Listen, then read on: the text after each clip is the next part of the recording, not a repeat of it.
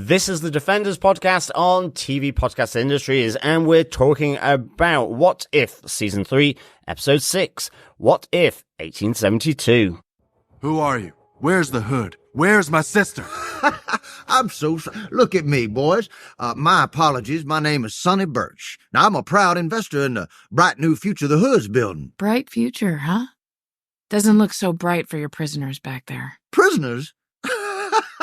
No, you got it all wrong. You see, this here is a train of liberation.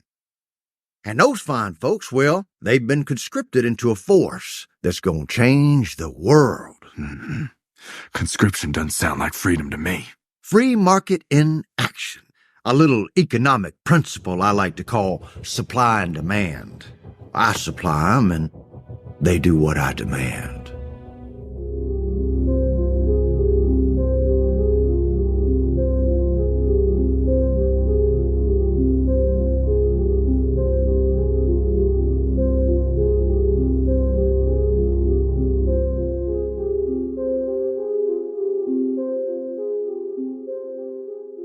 Welcome back, fellow Defenders, to the Defenders podcast on TV Podcast Industries. We're here talking about the new season of What If Season 3, and we're on to Episode 6, What If 1872.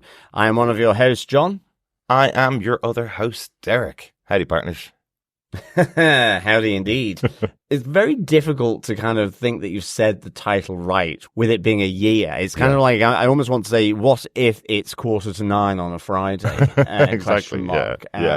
It's a little strange. But I like this sort of taking inspiration from the 1602, I guess, yes. And setting it in the Old West and that era in North America, in the US, in the sort of nascent USA as it sort of continues its expansion across the continent of North America. If the America is not exactly United States of America. I guess so. Yeah, it's the new sort of the move west here. So I really enjoyed that as well. The other thing I absolutely loved here is that we get the first introduction of the Hood, which is superb. I really like the Hood, mainly because it's a Brian K. Vaughan, I think, kind of created it. Yeah, if I remember rightly.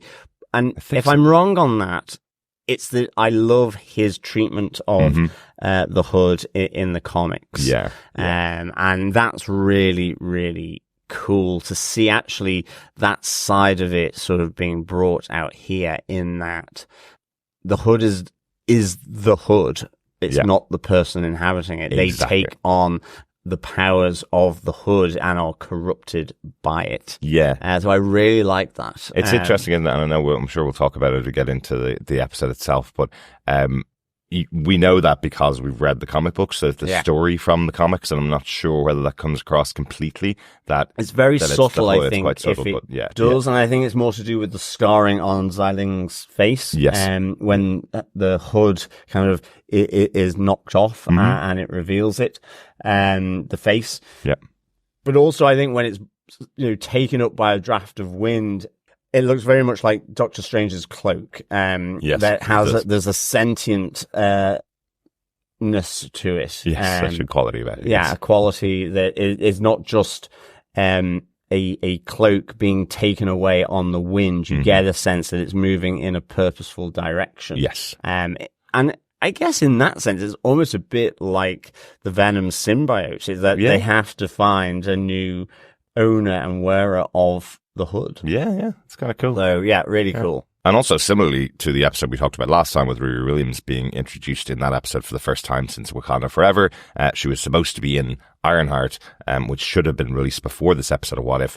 The Hood is also going to be in Ironheart in live action. It's the first live action appearance of the character as well. So once again, this would be a return for the Hood in the show here rather than the introduction of him. So absolutely, which is quite interesting. And of course, we get a particular nod as well. We do. To another hero, which we'll get into as we discuss this episode. Yes. But before we get into our spoiler-filled discussion, just a quick reminder to our fellow defenders that you can head on over to our website at tvpodcastindustries.com, where you can subscribe to the podcast on any mysterious podcast player in the multiverse of podcast players. Also, we love to get your multiversal feedback through. And so any thoughts, theories, and observations, fellow defenders, please whip them into us by email to feedback@tvpodcastindustries.com or leave us a comment on our spoiler post on our Facebook group over on facebook.com/groups/TV Podcast Industries. Absolutely. But without further ado, partner. Can you say that more westerny?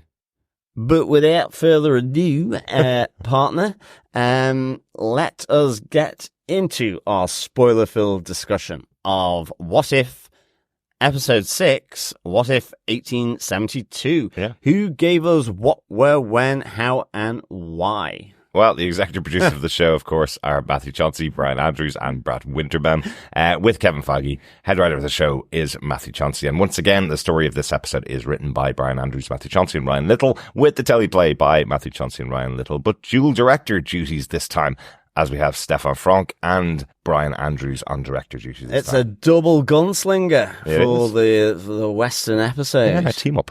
If you will. Well done. Yeah, just like Shang-Chi and Hawkeye herself. Exactly. Well, John, do you want to tell us your synopsis for this episode of What If? And please hold back on the Australian Western accent that we did earlier on. Sure. In the 1860s, Xialing fled to America for a better life, only to fall victim to the Hood's plan to vilify Chinese immigrants in order to consolidate his power. But in 1872, Shang-Chi is searching for his sister alongside Kate Bishop, who wants revenge on the Hood for killing her family. They find a decimated township and meet a boy, Kwai Jun-Fan, who claims the Hood attacked and left on a ghost train. Shang-Chi, Bishop, and Jun-Fan find and board the train, where they discover the missing immigrants have been brainwashed by the Hood's enforcer, Sonny Birch. The Watcher helps Jun-Fan survive while Shang-Chi and Bishop are taken to the Hood, revealed to be the corrupted Xialing, who killed the original Hood and stole his powers. Birch confesses to killing Bishop's parents and attempts to brainwash her until Jun-Fan rings the bell, freeing the prisoners and allowing Kate to knock Birch out. Shang-Chi refuses to join or fight Xialing, and Kate Bishop kills her. Later, the pair observe Jun-Fan telling his heroic story to the other immigrants, and they ride off into the sunset. Subsequently, the Watcher is confronted by 3 other Watchers for his interference, and a few shards of their observatory spill into the multiverse. The interfering Watcher once again. This is really jam-packed, actually. I think there's a lot of really good, cool stuff in this. Yeah. I loved the hovering ghost train. I'm a bit of a train nerd anyway, but that'd be so cool. It's like it's on the repulsors that Iron Man uses, isn't it? Exactly. I love that they have a moment where it goes over a chasm in the middle of the desert, and they're all screaming that it's going to fall into the chasm, but it flies over the top of it. Yeah. Very cool. It would make bridge building a thing of the past. Absolutely. But with all those things in mind, let us go into our 3 points for this episode. First up, what if we had seen this before? Yeah. Name the cinematic universe movies, Derek. Yeah. Chop, chop. Difficult here, because this has taken more of an inspiration from the 1602 type episode from last season that we saw. The concept in Marvel Comics is that we do have characters in this period of time during the Wild West era or the Old West era, who all have similar names, like Captain America is Steve Rogers, is a cowboy in this time. You know, we have got those characters in there, so it's more similar to that. I love how it's set up at the beginning of the episode by the Watcher's voiceover, where he says, on the farthest reaches of the multiverse, it's less what if and more what the hell. Yeah, absolutely. I really like. So this is vastly different to anything we've seen before, and all the characters that we have in here are all people that are in contemporary MCU movies, but brought back to what they would be like in the West. Yeah, exactly. But we do, we have nods to Shang-Chi and kind of the influence of their father. Yep. It was Xialing and Shang-Chi trying to escape his kind of over-presence in their lives and to gain some freedom. But in this case, it's actually both of them, coming to America. Whereas I think she was in Hong Kong, or I think maybe Madripoor even. I just can't remember now off the top of my head. Right. But, so we have those flavors of Shang-Chi. Also, I remember she was running the Fight Club. Sorry, that's what I remember. Yeah, also Kate Bishop from Hawkeye. Yeah. And her introduction in that TV show. Yeah. But here paired up with Shang-Chi in the Wild West. So, yeah. But as you say, interestingly, it's drawing from actually the inspiration of going back in time to the same characters inhabiting different time periods. And in particular, Neil Gaiman with the 1602 comic, as well then as that on screen in last season. But it is interesting, isn't it? In last season, when they had the 1602 episode, they were very careful to point out, because Peggy finds out that actually it isn't a universe, it isn't a part of the multiverse, it's something where they've merged together the current present timeline and 1602 and got it. So it kind of effectively an incursion type event. Kind of like that, yeah. Whereas in this episode, you've got the Watcher saying this does exist as part of the multiverse. It's a world where our current contemporary characters live in the 1800s, Yeah, no, exactly. And we see a few other examples of this, I think including Froggy Thor and Crocodile Loki. Yeah. And Alligator Loki. Alligator Loki, sorry. There could be Crocodile Loki, of course. Absolutely. Yeah. Why not? And we also see Crossbones. As a pirate? Yes. As well. I think so, anyway. That's what it looked like. I couldn't make out who the other characters were, but effectively I think it was just saying there is a pirate world out there where villains and heroes are in pirate costumes, which, if we had a fourth season of What If, we might have seen a pirate episode. Yeah, exactly. Yeah. This is kind of, I guess in that vein of being relatively unique but leaning into the Shang-Chi movie. Yeah. Really here. I suppose one of the other things, just as you mentioned it with Shang-Chi, his father's an immortal because of the 10 rings, or he's been living thousands of years in Shang-Chi. We didn't get the sense that Shang-Chi and his sister Xialing are immortal. They're growing and they're aging. So I wonder if part of that here is maybe they were born a little earlier and they live a lot longer because we have Xialing here moving over to the US in the 1800s. Maybe. I mean, I think it's more to do with the power of the rings. So unless they actually hold them, then I don't think they would avail of that longevity that they give. Yeah. One of the other things I want to say about this episode, the choice of characters that they bring in, I think it's really interesting. Having John Walker be the first character that you meet, played again by Wyatt Russell, who was in Falcon the Winter Soldier. Yeah. Having him in here, meeting up with Shang-Chi and trying to take out Shang-Chi and Kate Bishop. I love that the twist on the 10 rings, that you ring the bell 10 times and Shang-Chi answers. I think that's really a really cool use of him. And he is called the 10 Rings because of his calling card, I suppose. Yeah. Which I think is really interesting. That was just such a great choice there. And seeing Sonny Birch, played by Walton Goggins, back in here was a complete shock. A character I think most people would have forgotten, from Ant-Man and the Wasp. He was the bad guy in that movie, or one of the bad guys in that movie, but, not a very memorable character from the past, but Walton Goggins is such a good actor.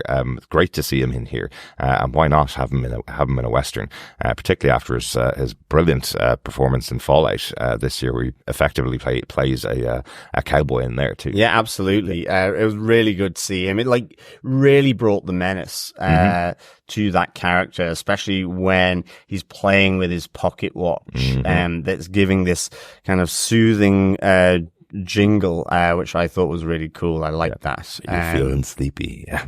Yeah, exactly. Great. And then, like we said before, the only other thing is that just because of maybe how some of these TV shows on Disney Plus, because of COVID and production stuff, have been sort of moved around a bit. You know, ultimately we would have gotten a sense of the Hood from the Ironheart TV show. Yes. And that's not yet been released. So in effect, this becomes the first iteration of the Hood in animation form rather than in live action. Yeah. So it's interesting to see because, I was wondering who was the original Hood before Xialing had faced him and sort of defeated him and taken the Hood. Yeah. Because you wonder maybe would it have been voiced by Anthony Ramos, who will be playing in the live action debut of Ironheart on the TV. So it'd be interesting. It would have been pretty cool. And I kind of get the feeling that you would have maybe seen him in there at some point. You would have heard the voice in there at some point had Ironheart been released before now, but it wouldn't make sense to an audience, I suppose. So you can't have him debut in here. But it's such an interesting idea that you have this Hood controlling Xialing and turning her more evil, because in the Shang-Chi movie she was duplicitous as well. She had a rivalry with Shang-Chi. So it's in a good use of the character here in this episode, I think. Yeah, absolutely. Yeah, so I think on to our point 2. What if there was the small change? What is the premise of the episode? And we've touched on this already. It is that Xialing moves to America to escape her father in the 1800s. Yes.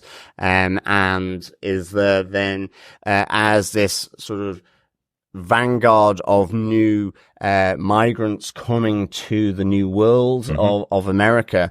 And it's that whole frontier land, the Wild West, the new emerging west coast of America, as well as the interior. And you have here then, that, these new migrants that are coming from across the world. As it goes west, they're coming through from across the Pacific rather than the Atlantic, are being targeted and scapegoated by the Hood. Yes, and that itself provides kind of the inspiration for what Xialing's using the power of the Hood for. She's effectively disappointed in the move that she's made to America because everything she's been promised hasn't come to pass. Exactly. She's gotten over there. She's been kidnapped along with many other migrants who've come into the country by the Hood and by Sonny Birch. Yeah, and their homes, their sort of businesses that they've set up in order to make money and to integrate into this new world have been destroyed by the Hood, and seemingly they're not getting the protection that they deserve. And so, she effectively takes the mantle from him. And this is the only bit of confusion I kind of had. Okay. But for her, her goal is to make a better world, to form soldiers, yet you have Sonny Birch here as like an entrepreneur saying, these people who are being kidnapped and being hypnotized and sent into a trance, I'm getting these supplied to me so that they can do as I demand. Yes. Yeah. But whether that's the same, you just didn't get that sense that the Hood and Sonny Birch were on the same page. But it was almost like he was, yes, a lieutenant of the Hood getting these people, but I didn't get the sense of them being on the same page necessarily. Yeah, well, he does say, I believe, in their vision, in the Hood's vision. And the Hood's vision is to create an America that is what was promised to the immigrants coming in. Yeah. Not the America they got, effectively, is what she's saying, which I think is interesting. So, it's all pretty evil, the plan overall, but Xialing trying to encourage Shang-Chi to stand beside her and join her in this mission that she has to create a better America, I suppose. I think it's the other side of it is that I have no doubt that Xiaoling's initial intent with taking the Hood and defeating him, certainly before she even puts the Hood on, is one that could possibly be righteous, or certainly right. But the Hood does have a corrupting influence, and so that it twists the longer she has the Hood exactly on. And that intention gets further and further watered down or lost to the intention that the Hood is actually looking for in terms of the darkness that it brings to the world. Yeah, like the intention, of course, to treat immigrants well and make sure they have a great place to live, like they were promised before they emigrate to a country. Of course, that's absolutely the right motivation. But once that's taken and perverted by the Hood into enslaving people, creating an army, creating a group of workers that will build this and are forced to follow the instructions of someone like Sunny here. I suppose they're all pretty dark motivations, probably driven by the Hood as well. But I think that's the small change from the universe. Will we go on to our final point, John? Yeah, I think so. What if the universe was changed forever? What would be so different? Yeah, I suppose the big change here overall, what has changed here in this universe, is that it's a Western universe where all the heroes live in a Western society, and we see, right at the end, we see Shang-Chi and Hawkeye going off to on more adventures to stop bad guys out there. But the big change really is caused by the Watcher. He saves Kwai Jun-Fan from being thrown off the train. Now, because of little Easter eggs and little touches in there, and again, as comic fans, the character of Kwai Jun-Fan is actually a character from Marvel Comics. There's a little reference from Kate Bishop where she is watching him train and saying, "Oh, that kid's got an iron fist, doesn't he?" Yeah, she says the kid has some iron fists on him, practicing. Well, he's telling the story and he's showing his martial art move. I think it was Drunken Wasp Sting. He was showing that one, yeah. And she says he has some iron fists on him. I think she says, you might be rivaled there, Shang-Chi, with your martial arts. It's a great reference. Love it. I love the fact there, because we see him doing a number of different martial art moves and giving them names, which you don't really see Shang-Chi doing. That's true. It's a very Iron Fist thing. Yeah. It's the change, in the same way, because we're talking about potential here. Yeah. Because no one's saying Kwai Jun-Fan is the Iron Fist. It's just the reference of, look at those iron fists that he's got. Exactly.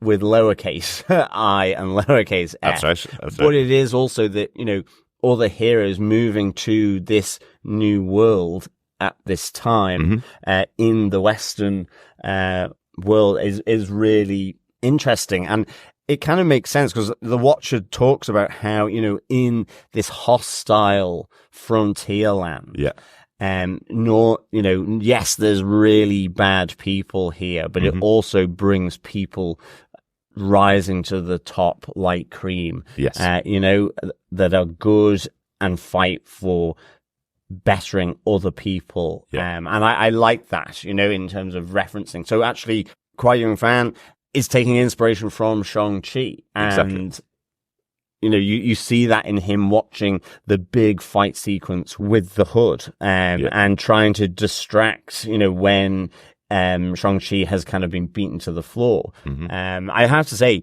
that whole fight sequence I thought was absolutely fantastic. And I love that then how halfway through, you see the magic element of the Hood, where it effectively allows Xialing to disappear and become invisible. And then having Shang-Chi having to use his heightened senses to hear the footprints in the snow. So, I absolutely loved that whole fight sequence. And I like that in his own way, Jun-Fan is trying to help his heroes here in this moment. And in terms of the Watcher having saved Kwai Jun-Fan, in this instance, the Watcher actually gives him a helping hand, literally with a little flick that knocks the two guards that have gone after him on the orders of Sonny Birch off the train. And it feels like a bigger interference than him talking to Riri Williams and encouraging her, I feel. A little bit bigger. He actually killed two other people and saved the life of Kwai Jun-Fan. Yeah, and he's also saying that, in a sense, in his own way, Kwai Jun-Fan is enacting his own heroic moment here. And the Watcher is wanting to give that heroic moment to Kwai Jun-Fan. And to encourage that heroism, and to build on, his respect and how he looks up to the likes of Shang-Chi and Hawkeye. So it's kind of almost like the Watcher, it is more physical, but it's also like saying, I want him to become a hero as well. This will help cement that, because this is like his first battle in a sense. Well, he also would have been dead because he would have been thrown from the train. So, what he says in the kind of the wrap up, I suppose, at the end is maybe this was the story of the creation of a new hero in Kwai Jun-Fan, because what we haven't really mentioned is that this all was actually lost for Shang-Chi and for Kate Bishop until Kwai rang the bell. Because she was about to be taken over by Sonny's hypnosis, I guess, through the watch that he's using. The persuasion tech, as he calls it, Sonny Birch. I quite like that. The persuasion tech, which is this hypnotic sort of calming jingle that kind of hypnotizes and entrances. What he calls it, the song's like an earworm. It bores into your head and takes over. Exactly. And I kind of like that idea. Of what was happening, but you're right. Like with Kai ringing the train bell, it interrupts that jingle, which pulls Kate Bishop out of the start of that trance, and means that she's able to take out Sonny Birch. But it also gives Shang-Chi, in a sense, the time to regroup. When he's kind of at his weakest moment in the fight, when he's kind of on his back, and is able to sort of just give him that moment for him to sort of take the fight again and take it to the Hood. And then interestingly, the piece actually ends in a reasonably dark way again, where we have Kate Bishop taking aim and killing Xialing, not knowing that it's the sister of Shang-Chi that Shang-Chi spent all these years looking for. She shoots her. She does, and I think that's because, like, you're still slightly unsure whether she's going to use the dagger from the rope to actually take out Shang-Chi. Until the shot is gone, I'm there thinking, yes, she's not. You know, she's not going to succumb and kill her own brother. You know, the plea that Shang-Chi is making to her is, I can't kill you and you can't kill me, effectively. And is there sort of on his knees with his neck brandished. So to say, you know, go ahead if that's what you must do, but I can't kill you.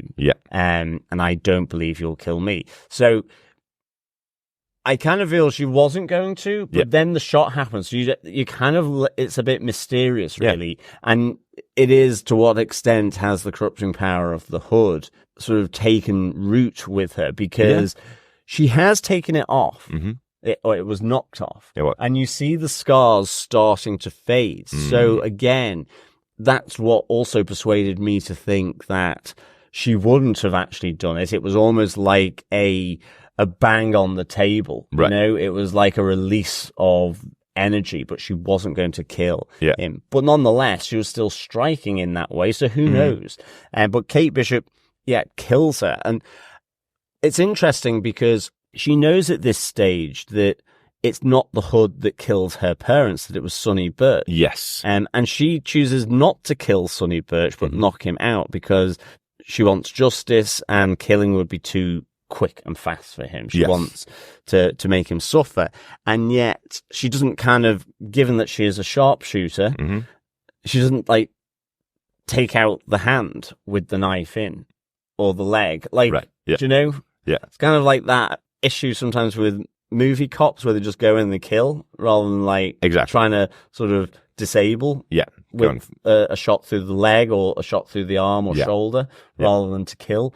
And I wondered, you know, she chose to take a kill shot here. Now maybe that was just purely to save, and that's why I think she probably was still going in for the kill, because I don't think Kate Bishop would necessarily have done that. So as I say, it's still a bit of a mystery. I think in this case, you're right. She went for the kill shot because she felt that the Hood was going to kill Shang-Chi, and she wasn't privy to any of the conversations about who this character was. She doesn't know it's Xialing until Shang-Chi calls out afterwards, "My sister, you've killed my sister." So she believes Shang-Chi has been bested, I guess, by the Hood when he went in to have that discussion with them.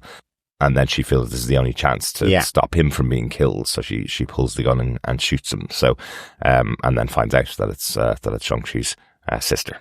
Yeah, absolutely. And then I suppose the other final twist is that the Watchers catch up with the Watcher. The Eminence and the Incarnate and the Executioner catch up to the Watcher and effectively contain him, imprison him, and, you know, say you're interferences can no longer go unanswered, as he's pinned to sort of the fifth dimension kind of wall. Yes. But you see as well 3 of the shards breaking from that kind of observation post between universes and falling into one of the universes.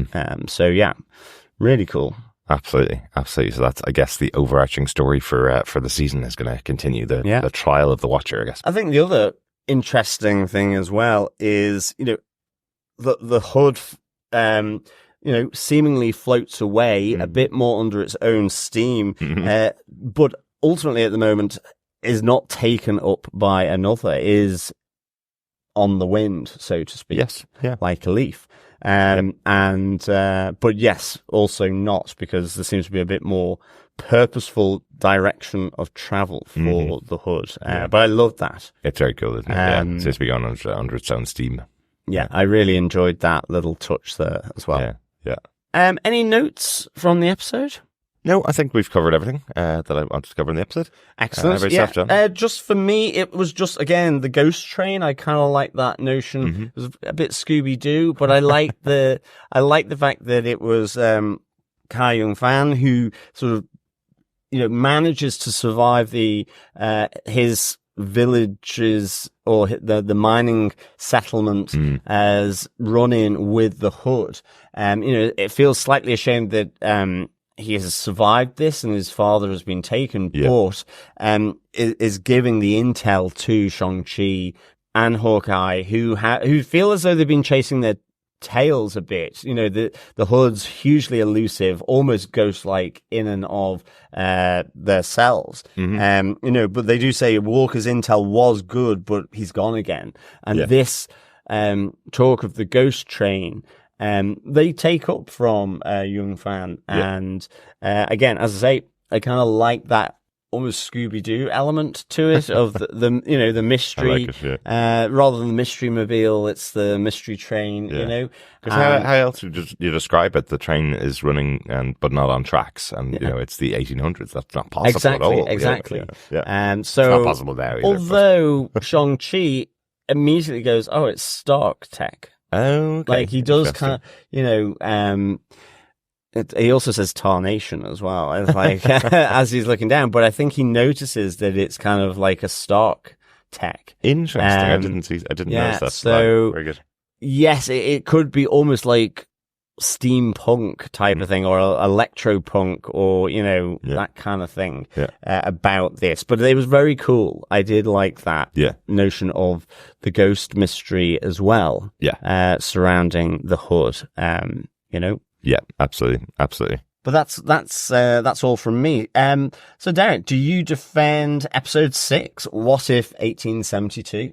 Yeah, I really, really enjoyed this episode, and I actually did have a bit of trepidation coming into it. John knows this. Apart from really badly written comedies, my second least favorite genre of movie is westerns. I can't stand them. Even the great ones bore me to tears. So shocking. I know. But taking my favorite character, my favorite recent character in Marvel, Shang-Chi, and saying he was going to be in a western, this is the one I was going, I hope it's done well, because I want to see more of Shang-Chi. I wish they'd had a contemporary story with him. But actually, it worked out really well. The choices they made, like they made with last episode, the choices of characters that they put together here are so interesting, and they work really, really well, despite none of them having screen time before in any of the movies. So that's great. There's that idea of putting characters from across the MCU into one story that works really well together is awesome. So it's one of the big pleasures for this season of What If as well. So really been enjoying it. So highly defend this episode. How about yourself, John? Yep, I really defend this episode of What If. I'd give it 5 drunken wasp ball stings out of 5. I just absolutely kind of loved this. I loved the repulsor lift train, the tail of the ghost train coming from Kwai Jun-Fan. I love the fact that there is a potential Iron Fist introduction here. The Immortal Iron Fist being one of my favorite sort of comic characters as well. So I'm really, really hyped that this animated Kwai Jun-Fan with good form and hand who has some iron fists on him could potentially be the Iron Fist. Not only did it have potential Iron Fist, it had the actual hood, which I'm really excited for. I love how this has been introduced here. I don't know how they were going to introduce it to the Ironheart TV show, but certainly I think this is a great little introduction to the hood. Loved all that. Shang-Chi, again, equally one of the characters I really have adored from the more recent movies. So this fitted really nicely together for me. And, setting it in 1872 is, again, just sort of riffing off the 1602 idea.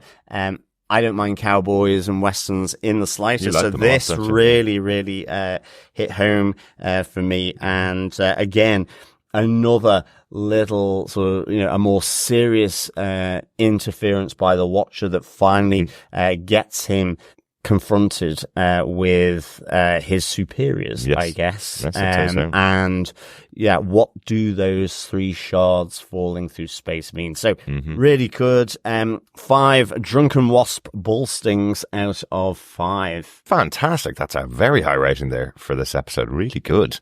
See, this is a season of many different types of episodes. And when you do something really good to hit the ball out of the park like they did here, well worth it. Yeah, definitely. Let's get on to some multiversal messages, our feedback from our wonderful fellow defenders. We'll start off with an email in from Coffee and Vodka who says, "Greetings, fellow saddle sword defenders. A nice standard Western with a techie twist and references of characters past and future. Solid bare bones action with unsurprising surprises. Well telegraphed. If you're up on MCU lore, of primary interest was seeing Walton Goggins playing Sonny Birch, playing the Ringmaster, a great bit of what-if Inception. Beyond this, the furthering of the Watcher plot we'd known was coming from the previous episode. If anything, the most surprising thing was how reliably unsurprising it was. Looking forward to seeing the Hood in Riri's upcoming series. 4 Tesseract trains, sure shot sisters, and undusty hats out of 5. Peace and take care. Coffee and Vodka." Thanks, Coffee and Vodka. That's one that we didn't mention. One of the things I really, really liked about this episode with that opening fight with where Shang-Chi takes off his hat, and by the time it's landed on the floor, everybody's been beaten. That's a real classic Western thing as well. But also the follow up to it with Sonny, where he goes, "Will somebody hold my hat?" And instantly Sonny goes, "There's no need for fighting here." No, exactly. He has heard the reputation of Shang-Chi in his hat. Exactly. Yeah. Great stuff, Coffee and Vodka. Really glad you enjoyed this episode. Yes, that's true, actually. The Tesseract, it's a Tesseract repulsor on the trains, I guess. Well, certainly, it glows blue. Well, it glows blue, yes. Certainly, there's a Tesseract feel about it, for sure.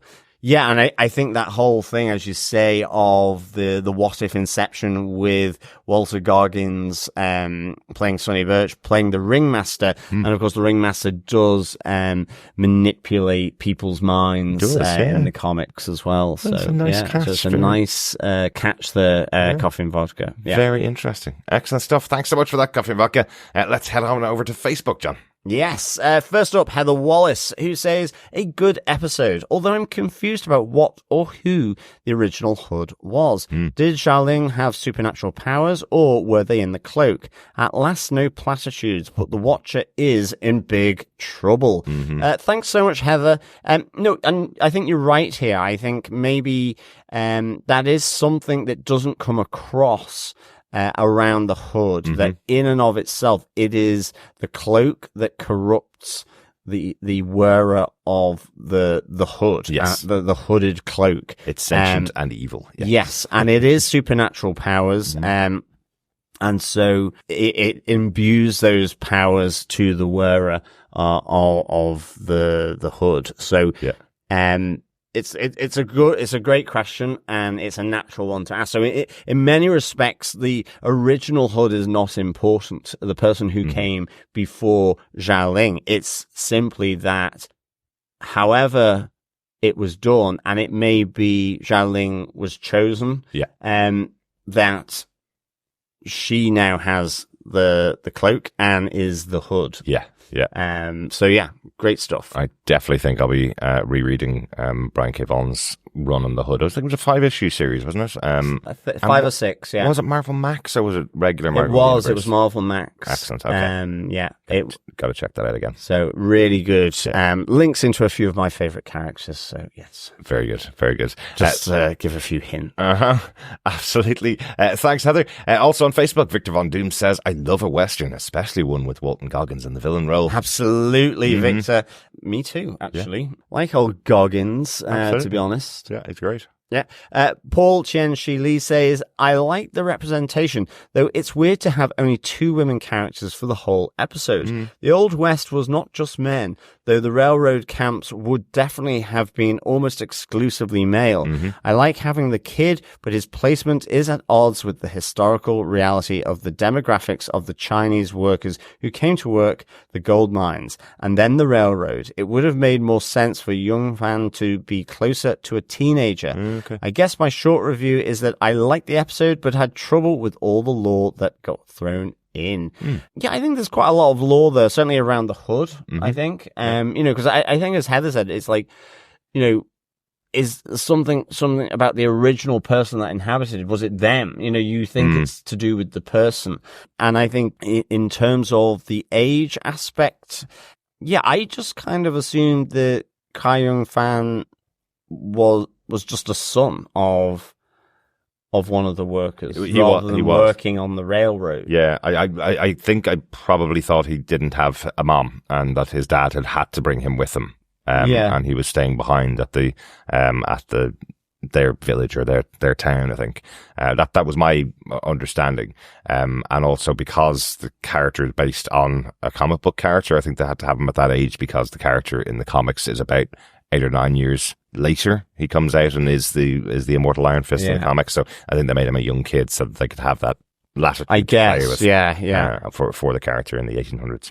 But really glad you liked the episode, Paul. Good stuff, and thanks so much for that feedback, in particular around the historical reality around the Chinese workers who came to work both in the mines looking for gold, but also the railroad. And the railroad. Really interesting, yeah. Absolutely. Thanks, Paul. Dr. Bob Phillips says, what if Dr. Strange's cloak had an evil twin and was found in 1872 Wild West of America? Could have been a rubbish and spoiler-filled version of this one's title. This sits high on my list of this series, expands characters underused before, sets up a universe of spin-offs, and means we won't be getting the Netflix incarnation of Iron Fist, which has to be on every universe's wish list. But what has our watcher done that's so wrong? Ooh, interesting. Thanks very much for that, Dr. Bob. I'm a little bit of a defender for the Iron Fist Netflix series. Oh, me too. I do think it'll be very different when we see Iron Fist back in the future. But I'm not sure they're going to go directly into the 1800s Iron Fist. But I still like the Iron Fist. But what has the watcher done that's so wrong? I think the big thing here, he's spoken to characters before. He has moved Peggy Carter throughout multiple different worlds. They missed that one. The Eminence really missed that one. But here, I think him specifically keeping a child alive who was definitely going to be caught and thrown off the side of that train and also killing 2 other people that could have gone on to a life in that world, in that multiverse. That's quite a big interference to do.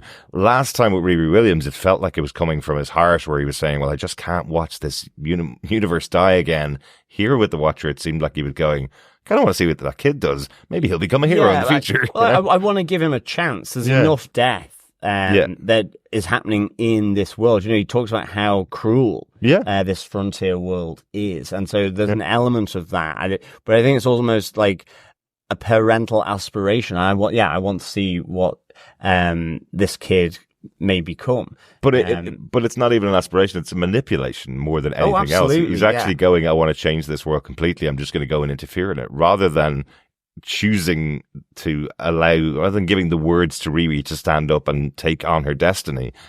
Here he's actually making a destiny for a child. Agreed. But I mean, for me, Dr. Bob, I think, in a sense, what the Watcher has done that's so wrong is neither here nor there to the Eminence, the Incarnate, and the Executioner. It's that he has interfered. Yes. Like, it's not a cult, but it's just the rules that they have with their order, I guess, like, priests define how they act. And part of that action is that they cannot interfere, and they should not.